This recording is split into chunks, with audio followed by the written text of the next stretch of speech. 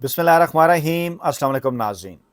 गिलगित बल्तिस्तान में हुकूमत बनाने की ख्वाहिश रखने वाली पीपल्स पार्टी को मुक़्तदर हलकों की जानिब से कश्मीर में शटअप कॉल दे दी गई है।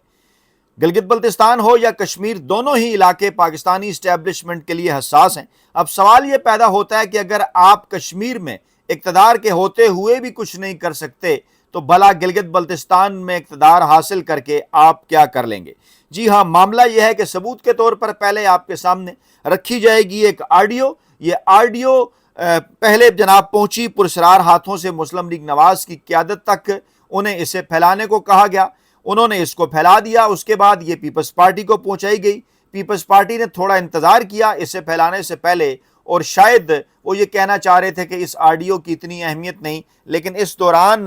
पीपल्स पार्टी के कश्मीर में, आज़ाद कश्मीर में वज़ीर-ए-आज़म फैसल मुमताज़ राठौर साहब की एक वीडियो सामने आ गई जिसमें मुक़्तदर हलकों की जानिब से उन्हें उनकी औकात याद दिलाई जा रही है, जिसको देखकर ये डिबेट शुरू हो गई है कि क्या वाकई फैसल मुमताज़ राठौर साहब आज़ाद कश्मीर के अंदर एक कठपुतली वज़ीर-ए-आज़म हैं और जम्मू कश्मीर अवामी एक्शन कमेटी के हवाले से जो भी फैसला हुआ उसमें उनका किसी किस्म का कोई किरदार नहीं। तो फिर आखिर पीपल्स पार्टी अपना कंधा क्यों कर पेश कर रही है, इसके ऊपर बात करेंगे। लेकिन पहले दो ऐसी अपडेट्स इस्लामाबाद और खैबर पख्तूनख्वा से जिनका बड़ा गहरा ताल्लुक मुस्तकबिल के सिनेरियो के साथ। एक जनाब नाम नहाद इलेक्शन की जीत के बाद आसिफ जरदारी साहब और शहबाज शरीफ साहब मिले। बिलावल भुट्टो जरदारी साहब का भी जिक्र हुआ, कहा गया कि तीसरा फरीक भी था। गिलगित बल्तिस्तान के अंदर हुकूमत बनाने की बात हुई, शहबाज शरीफ साहब ने मुबारकबाद दी, कहा कि बिलावल भुट्टो जरदारी ने बड़ी शानदार कैंपेन चलाई।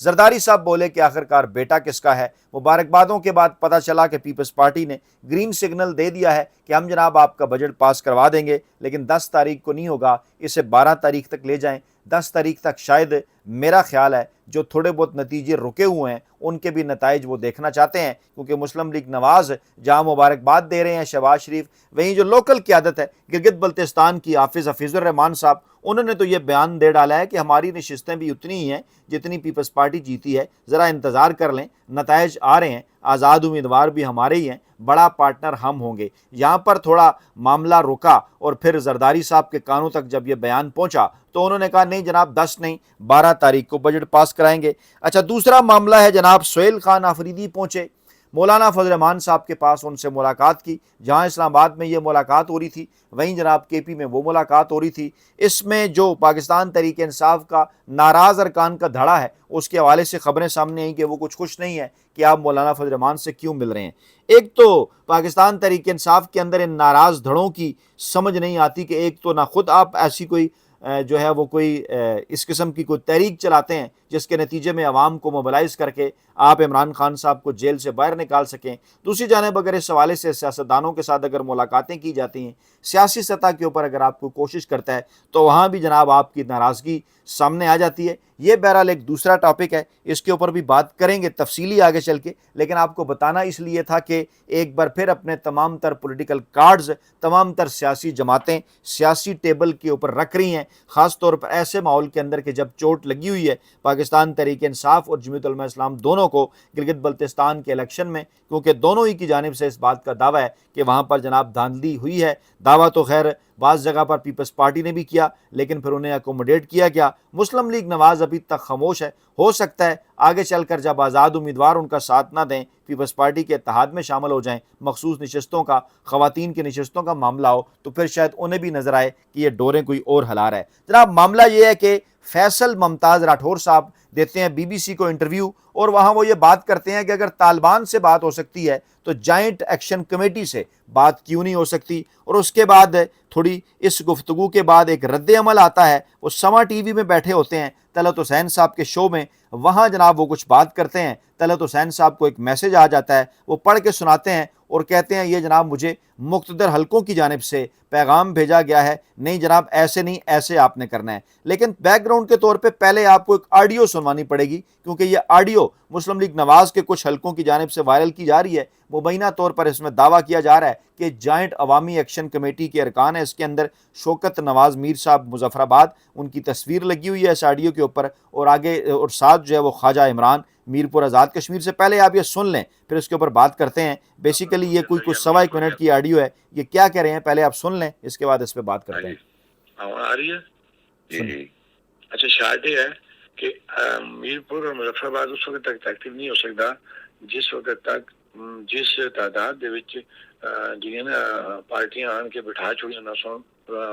راولا کوٹ دے اندر یا میرپور دے اندر کوٹلی یا مظفر آباد دے وچ. اور راولا کوٹ جو ایک ایونٹ ہو جاتا ہے, لوگ اس ایونٹ کی وجہ سے اگریسو ہیں, ٹھیک ہے. جب تک ایک بڑے پیمانے پہ اتھے لڑائی نہیں سٹارٹ ہوگی, میں تمہیں کھل کے گل دس رہا, اس وقت تک میرپور اور مظفر آباد کوئی نہیں کر رکھتا. طریقے نال کر پھر طریقے نہ کر, لیکن یہ دیکھ لیں کہ ٹروپس کتنی ہیں, اتھا ٹروپس ہیں یا نہیں ہیں نہ راتی آئی ہیں نہ راتی پھرنے رہے ہمارے پر تقریباً 10 منٹ ڈرون پھرنے رہے صبح تک. پہلے چیک کرو ادھر رکھی کرو کہ اتنا کتنے لوگ ہیں, کس پوزیشن میں سول کپڑے ہیں, کس طرح, پھر پروگرام کا فیصلہ کریں. اس طرح جذبات اتنا کریں فیصلہ.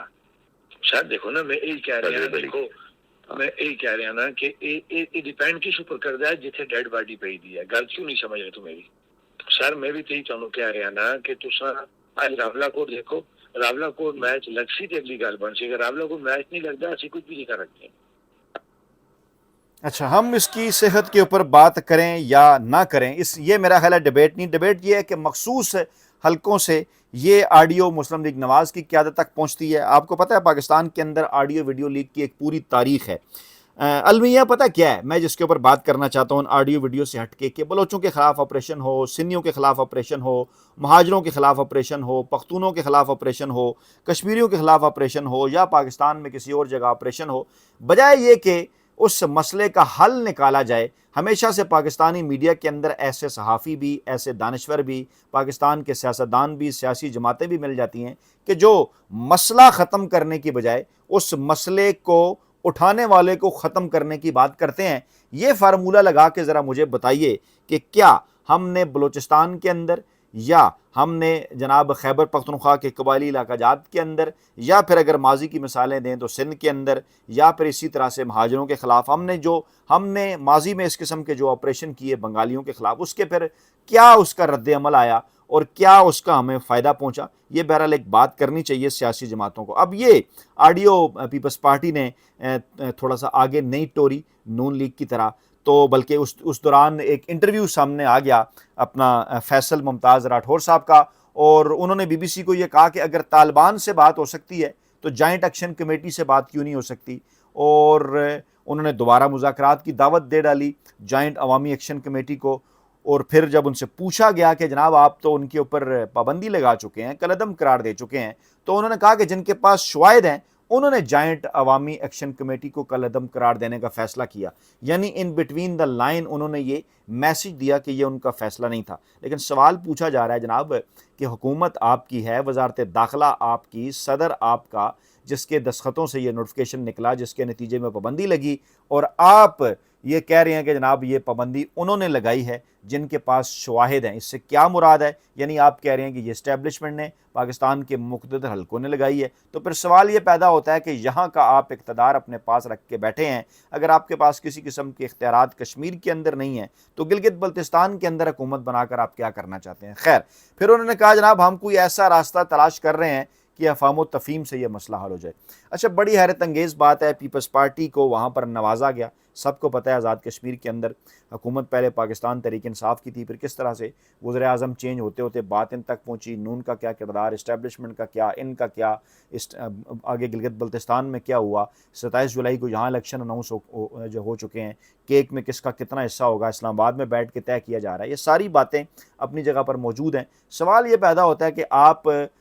پہلے ان کے ساتھ مذاکرات کرتے ہیں, اس کے بعد پھر آپ انہیں دہشت گرد تنظیم قرار دے دیتے ہیں. ابھی انہوں نے اپنا احتجاج اناؤنس کیا ہوا تو 9 جون کو, آج 9 جون ہے, اور پھر آج آپ دوبارہ بات کرتے ہیں, آپ کہتے ہیں نہیں جناب ہم ان سے بات کرنے کو تیار ہیں. تو یہ کوئی پالیسی سمجھ نہیں آتی کہ پہلے بات کر رہے تھے, اس کے بعد جب بات کرنی تھی نہیں کی, ان کے اوپر پابندی لگا دی, آپریشن کر دیا, انٹرنیشنل میڈیا رپورٹ کر رہا ہے وہاں ہلاکتیں ہو گئیں, فورسز کے لوگ بھی, اور اس کے ساتھ ساتھ دوسری طرف جو ہے وہ آزاد کشمیر کے لوگ بھی.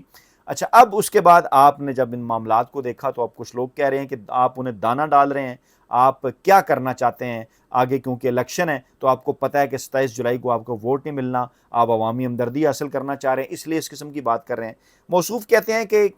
ایک ریاست کو ہرا کر جوائنٹ ایکشن کمیٹی نہیں جیت سکتی، اور پھر کہتے ہیں کہ ریاست جیت بھی، اور اگر ریاست بھی جیت جائے تو انسانی جانوں کے ضیاع کے بدلے حاصل ہونے والی جیت کو میں جیت تصور نہیں کروں گا۔ اچھا، یہیں سے معاملہ شروع ہو گیا تھا جب ان کا انٹرویو سامنے آیا نا بی بی سی کے اوپر، تو ہمیں اس قسم کے سگنل ملنا شروع ہو گئے تھے کہ آپ جناب ہارٹ واٹرز کے اندر یہ چلے جائیں گے، انہیں شٹ اپ کال ملنے والی ہے، کیونکہ یہ تمام تر معاملات تو کسی اور سطح کے اوپر دیکھے جا رہے ہیں، اور پیپلز پارٹی کو بھی اس بات کا اندازہ ہے، لیکن شاید گلگت بلتستان کے الیکشن سے پہلے وہ کوئی ایسا کام نہیں کرنا چاہتے۔ دیکھیں نا، گلگت بلتستان کے الیکشن سے پہلے ان کے اوپر پابندی لگی تھی نا، ایک رات پہلے، اگلے دن وہاں الیکشن تھے، تو اس وقت آپ نے کیوں نہیں کہا کہ یہ پابندی ہم نے نہیں، کسی اور نے لگائی ہے جن کے پاس شواہد ہیں، کیونکہ آپ کو پتا تھا کہ شاید پھر ہمیں وہ والی سپورٹ نہ مل سکے گلگت بلتستان کے الیکشن میں مقتدر حلقوں کی جانب سے، تو آپ اپنی سیاست کر رہے ہیں، آپ نے کہا چلیں وہاں پر ہماری مدد ہو گئی، نتائج ہمارے حق میں آ گئے، اب ذرا ہم ہیرو بننے کی کوشش کرتے ہیں آزاد کشمیر کے اندر بھی، اور یہاں پر جناب ہم وہ بات کرتے ہیں جو کہ عوام کے اندر بکے تاکہ ہمیں ووٹ مل جائے۔ اور پھر آپ کیا بات کرتے ہیں، یہ ذرا یہ سنیے ذرا، یہ طلعت حسین صاحب، ان کو آپ کو پتہ ہے طلعت حسین صاحب کن کے لیے گفتگو کرتے ہیں زیادہ اور کیوں کرتے ہیں، ان کے پروگرام میں یہ بیٹھے ہوئے ہیں، وہاں کیا سنیے۔ ذرا یہ بتائیے گا کہ اب جو اگلی سٹرائک ہے اس کے اندر کیا آپ اینٹیسپیٹ کر رہے ہیں کہ مزید وائلنس ہوگا؟ کیونکہ حسن مرتضیٰ صاحب ابھی فرما رہے تھے کہ لڑائی جو ہے وہ کسی کے حق میں نہیں جائے گی، آپ نے آخر میں آ کے بات چیت ہی کرنی ہے، ہاں بات چیت کا سکوپ رہ گیا یا نہیں؟ سنیے۔ دیکھیے جی، کوشش تو ہے کہ کہیں کسی نہ کسی پیمانے پہ سکوپ رہنا چاہیے، لیکن چونکہ آخر کار لڑائی جب بھی ہوتی ہے اس کا کہیں نہ کہیں کسی نہ کسی پیمانے پہ آپ کو آخر میں ٹیبل پہ آنا ہی پڑتا ہے۔ لیکن افسوس اس بات کا ہے کہ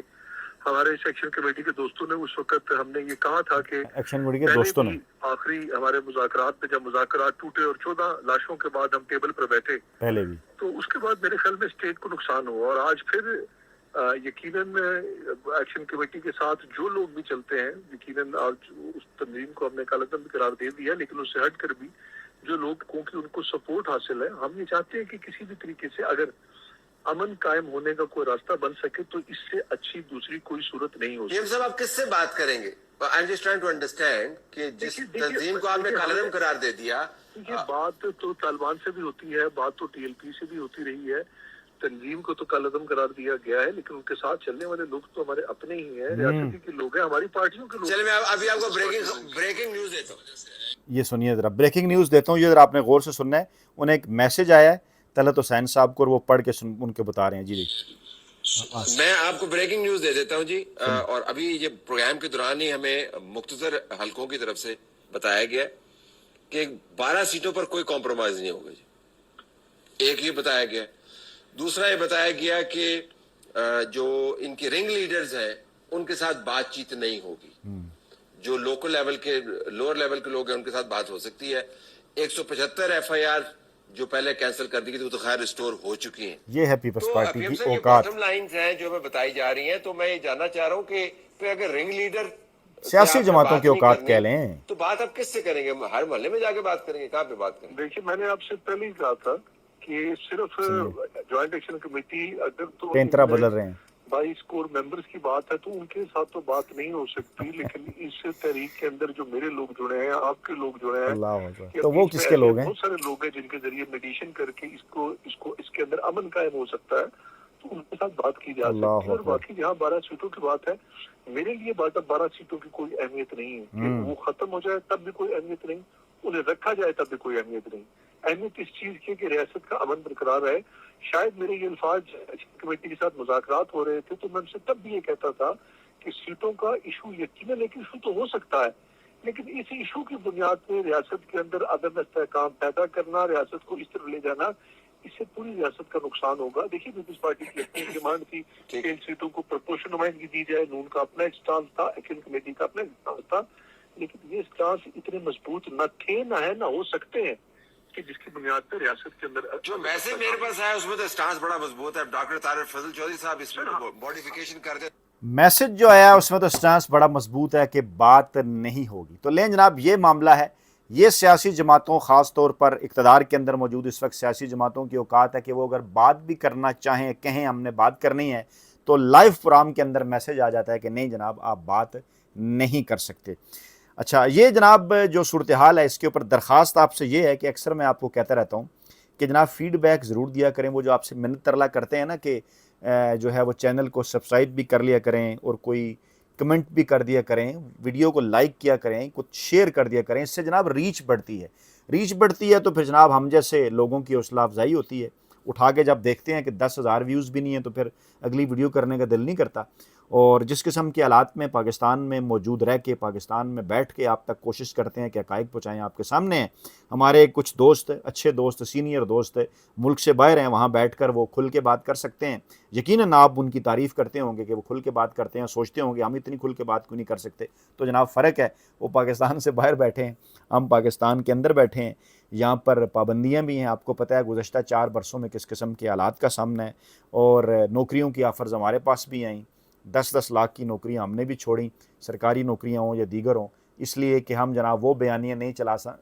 چلا سکتے جس کے پیچھے کوئی مخصوص ایجنڈا ہے، عوام کی بات کرنا چاہتے ہیں، حق اور سچ کی بات کرنا چاہتے ہیں۔ تو آپ سے درخواست ہے جناب کہ جو منت ترلا ہم کرتے ہیں اس کو جناب اس کے اوپر ذرا غور فرمایا کریں، اور پھر جاتے جاتے میں آپ سے یہی درخواست کروں گا کہ فیڈ بیک اپنا قیمتی جو ہے اس سے ضرور آگاہ کیا کریں۔ چینل کو سبسکرائب کر لیں، ویڈیو کو لائک بھی کریں، شیئر بھی کریں۔ اپنا بہت خیال رکھیں، نئی ویڈیو کے ساتھ جلد حاضر ہوں گے۔ اللہ نے کے بعد۔